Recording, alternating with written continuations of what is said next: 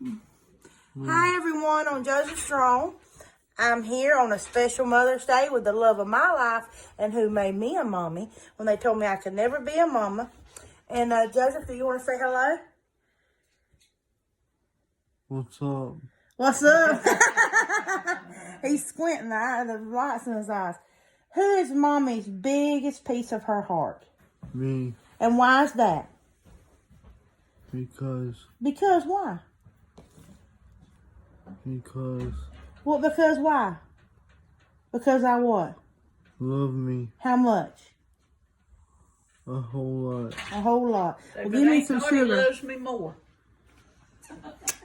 Hey, Aunt Dottie loves you more. Aunt Dottie cannot love you more than Mama. Oh, yeah, I can. Oh, now listen here now. Aunt Dottie helped raise me. Yes, she did. Aunt Dottie, did you help raise me? I did help. Aunt Dottie helped raise me. And I was sweet as pie. Yeah. Well, before we come on later and do our story and everything, Joseph, I'm not going to let Joseph be a part of it because he doesn't need to be around all that. But we wanted to come on and let you know who made me be a mama and how far he has come. And how lucky I am because last year, it was a month after Mother's Day that he said, Mama. But this year, he is fully here and he's back to my boy just about, aren't you? Mm-hmm. How long before you walk, Joseph? I put a picture of Scotty on Facebook. I don't know. You don't know it's coming though, ain't it? Tell him what you're doing now. I said, Scotty, I'm Mother's Day. standing. Mm-hmm. And who's allowed you to do all this, Joseph? The Lord. The Lord, that's right. And who's your number one cheerleader? Mama. Yeah, and if you say you're going to quit, what does Mama tell you? Hope you're not. No, you're not, because I'm going to get a stick after you tell, ain't I? Okay? And you have a big fan base and you are loved, aren't you? Okay? All right? So, Mama, right now, who's your voice right now? Oh, y'all, he's a belching. He eat a big dinner. Who's your voice right now? Who speaks for you? Yeah, I was proud of my flower. Mama. That's right. Mama does. So, justice for Joseph. That's what everybody's saying. They walk with you and they run for Ahmad. So what do you have to say for everybody that says justice for Joseph? Yay. Yay. But what do you have to say to him? Thank you. And tell him that you love him. I love y'all. And say, with the good Lord, I'm going to be myself again completely, aren't you? When the good Lord, I'm going to myself again. That's right, sugar. And who speaks for you? Mama. That's right. So, justice for Joseph and Joseph Strong. That do Joseph Strong. There we go. Show the muscles. Say, with God, we're going to be fine. Sorry about the glitch, y'all, but Joseph decided he was going to pull my earrings. Didn't you? But you told Mama, what'd you say about it? I'm sorry. All right, I love you. I love you too. You're my prince. You put your hand down. You're not grabbing a hold of nobody else. Hey, you're my prince. And you're my, What am I? my,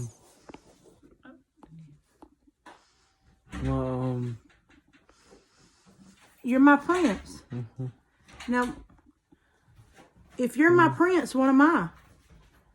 I don't know. Well, what is Dad?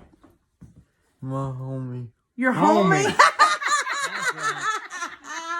You're my homie. What is Nene?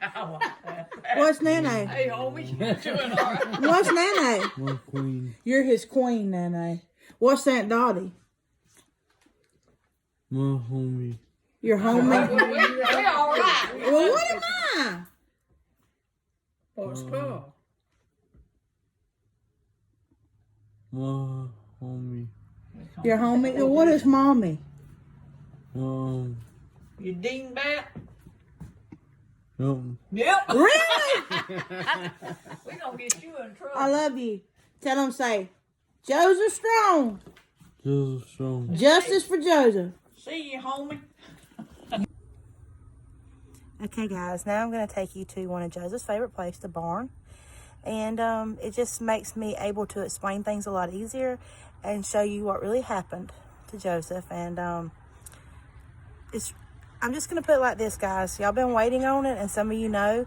So I'm not going to use names, but I'm just going to kind of point things out and show you. Me and my husband are. So it's going to be tough, but I'm going to get through it because I know he needs justice and it's time. And just how anybody could do anything like this is beyond me. But we're going to get justice. And if we have to do it ourselves, we have to do it ourselves, but we're going to do it the right way. So I'm going to be back in a minute, and just follow me to the barn. Okay.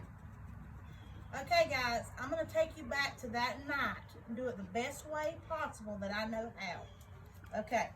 Now, imagine the night that Joseph, they say the accident happened, but that's speculation. This is what I'm going to show you. When we found my son, he had supposedly fell from a barn loft.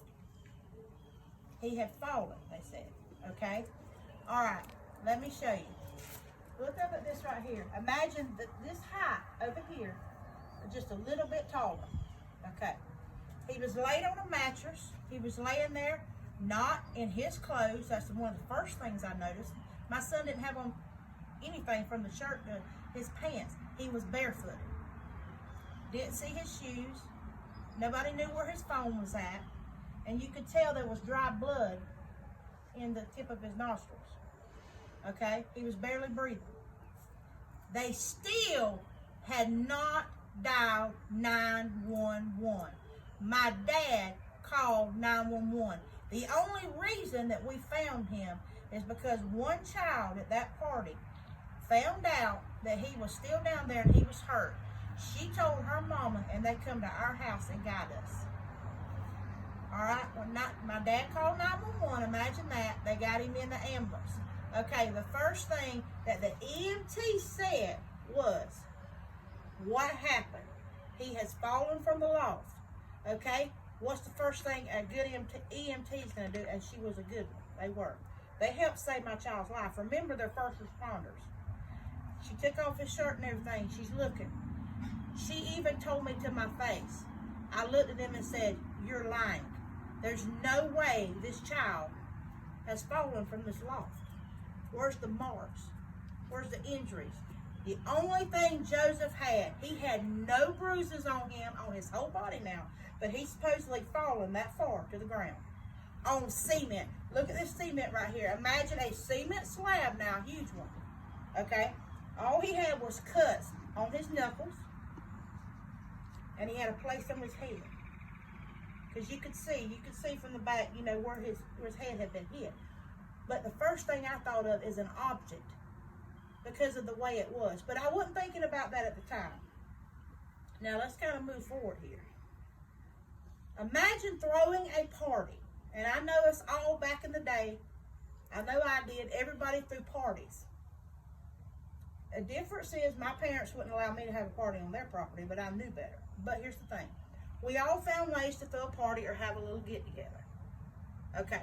So the first thing you're going to remember now, if you have a party or a get-together, what's going to be? There's going to be trash everywhere. Because a drunk or anybody drinking is not going to think, most of them, especially youngins, to throw their bottles or their cans or their liquor, whatever they're drinking, into the trash can. Okay? So the barn is spotless. My husband, the first thing he did, and my dad, go up into the loft. Okay? It's spotless. It's like nothing has happened there. But now listen, they said the mattress was upstairs. My son went to go to sleep. Here's another reason I don't believe that. Anyone that knows Joseph knows. You think he's going to spend the night off somewhere and know that when he wakes up that I'm going to know he's not in his room? No.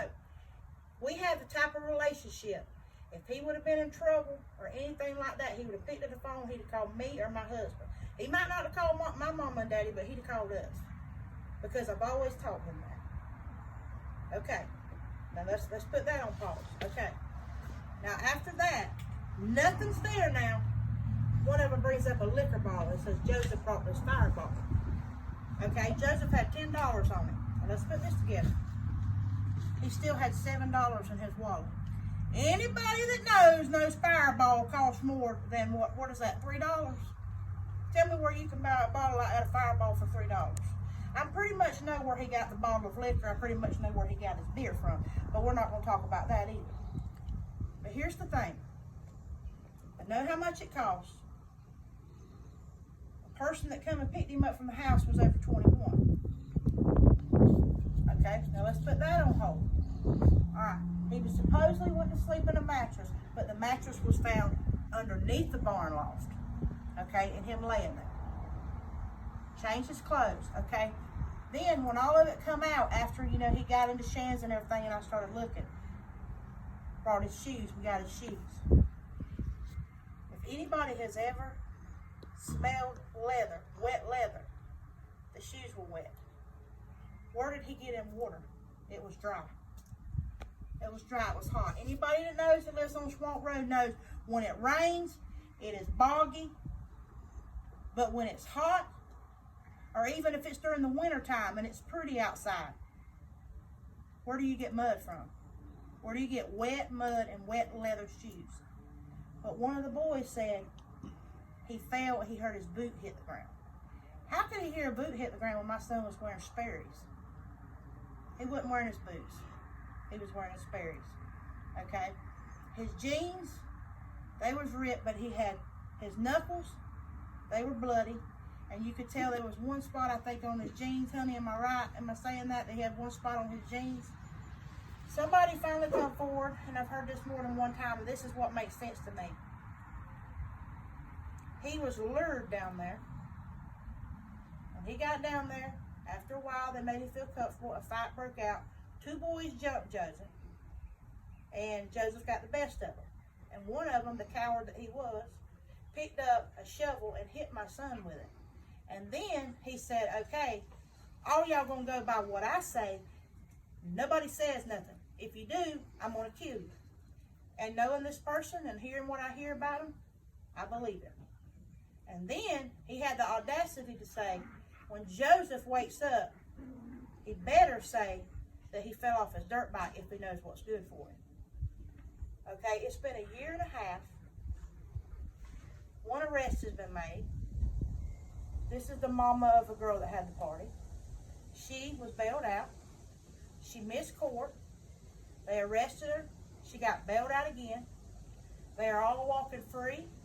From my knowledge, they're still having parties, not at the same spot. Before this happened, I found out, and I have proof of this, they had flyers made that said, bring your own weed, bring your own beer, Halloween parties. These kids are 15, 16, and 17 years old.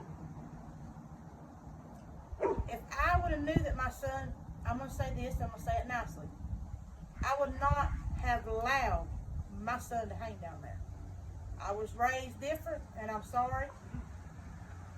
My son would not be, me and Michael would not have approved him to hang out in such a place. But to all of the little kids that were sitting down there, none of them has said, I'm sorry.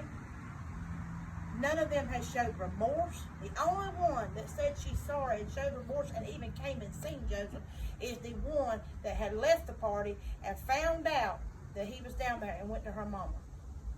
Thank God that her mama raised her to do the right thing. But what I'm saying about this, everybody has said, bring it forward, justice for Joseph.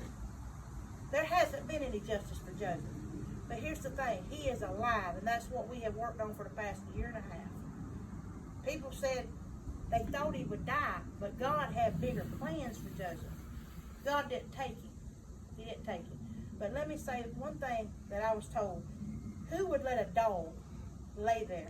They treated my son like a dog, but worse than a dog. Who would allow them to lay there like that? On the ground and suffer like that? But I've heard they moved him. They put him in a chair. There's all kind of things. I could sit here all day long, guys. I don't know. But do I believe that he fell from that barn? The one thing I am going to tell y'all this too. There was 3 people that had a key to that barn loft. When we got there, the barn was locked. If Joseph would have fell out of that as tall as that or a little bit more, if he would have fell out of that, he would have fallen. Wouldn't he have broke the door? Wouldn't he have busted the door, or would the door held him? Joseph wasn't that big then. He wasn't as big then as he is now. But let me explain this. Joseph went from Shands to being in a coma for 6 months. She went to Shepherd's a month and a half. He stayed there. He was still in a state of coma. He came home. He finally woke up. He is just now, in a year and a half, he's starting to learn how to walk. We're lucky about his speech, that he does talk like a normal person, but he storms. And if any one of them had to see a quarter or 10% of what we have go through to get my son to where he is today, the hell that our family has went through, all because y'all couldn't dial 911. Not one of y'all there could dial 911. My dad still had to dial 911. And then you just stood there like you didn't know what happened. There is going to be justice for Joseph, but it's going to be done the right way. And all of you want me to do it the wrong way, but I'm not going to give you that. Because God says vengeance is his. But if the DA don't want to do nothing, that's fine. He can sit right there and not do nothing. Because there's people in higher authority that can come and do what needs to be done. Everybody needs to be held accountable for what they did, because guess what? If you're not held accountable for your actions, you will never learn wrong from right or right from wrong. So y'all take it as I've told y'all. Do I believe he fell from a loft? Or they said he was falling from a loft? No, I don't. My son was hitting the head with a shovel. He was geared down there by pure white trash. And that's just poor, pure white trash. So, I want to say to Ahmad's family, thank you for showing me the strength to come forward and fight, because what happened to your son was cold-blooded murder. And we all run with Ahmad, and justice for him and justice for Joseph and any other parent that has ever had to go through the hell we went through. Me, Michael, my mom and daddy, my family, my friends, we went through hell. I love you all, and I thank y'all for pushing me to come forward and pushing me to finally set the record straight. So, justice for Joseph. Joseph Strong, and we love you all. Hey guys, thank you so much. I hope you enjoyed the video of me telling the story. It was really hard to do, but now that I have done it, I feel like a big weight has been lifted off my shoulders. It was like the big elephant in the room. It took a lot, but now just saying it and, getting it out there and saying justice for Joseph, it's time. And I'm so glad I did it. But now that you all know, I feel a lot better. So thank you for all the prayers, calls, texts, emails, everything. Because without you, I wouldn't have had the strength. And I wouldn't have knew the right time. And remember Ahmad's family and every other family that's had to deal with such a tragedy and, going through hell. That's just basically what it is. And all of you need to get right with God, because I'm going to tell you, you don't want to live in hell. Because I have lived some of it here on earth. And I'm going to tell you this. I wouldn't change a thing as far as for being there for him. But if I could take back what happened to him, I would do it in a heartbeat. So, justice for Joseph, Joseph Strong, and happy Mother's Day to all you wonderful moms out there. I know that being a mom has changed me, and especially being a mother of a special needs child. But with God's help and prayers and doctors, he's not going to be special needs forever. I love you guys. Bye.